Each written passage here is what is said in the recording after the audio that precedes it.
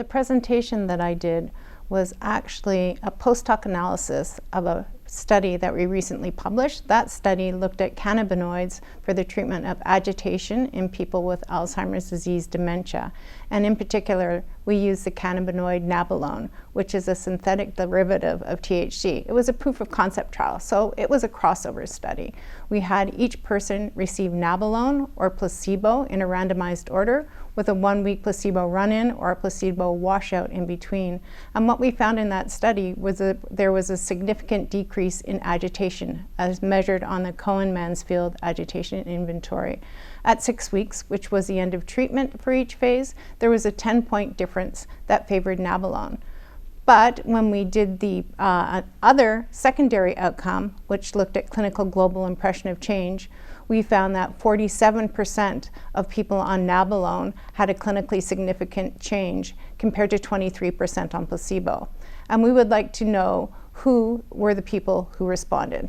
So that's what this post-hoc analysis was about. And we wanted in particular to look at clinical predictors because that's what clinicians can use to predict.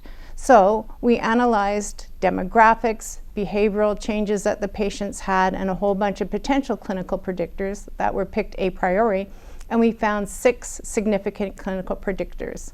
The first of these was MMSE, so how cognitively impaired you were. All the patients had moderate to severe cognitive impairment, but if you had less cognitive impairment, you were more likely to respond during the nabilone phase compared to the placebo phase. The next predictors of response, there were 4 of them that were associated with concomitant symptoms. So the first of these was pain, the second was irritability, the third was appetite changes, and the fourth was depressive changes. Those were found in various amounts in the people in the study, but if you had any of those, you were more likely to respond to nabilone compared to placebo.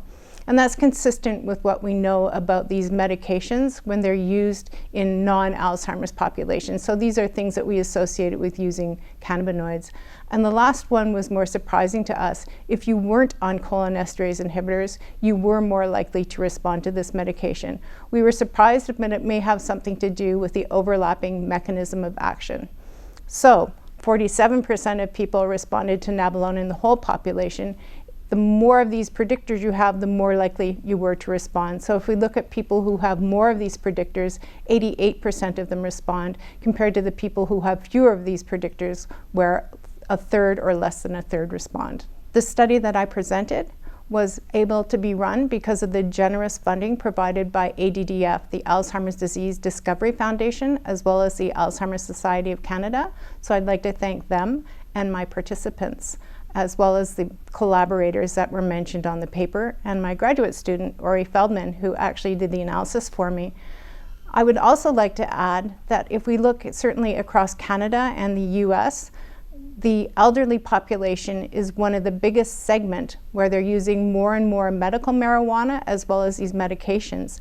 It's important that we actually have information on the safety and efficacy from randomized placebo-controlled trials to tell us whether these medications should be used, who they should be used in, and who they shouldn't be used in.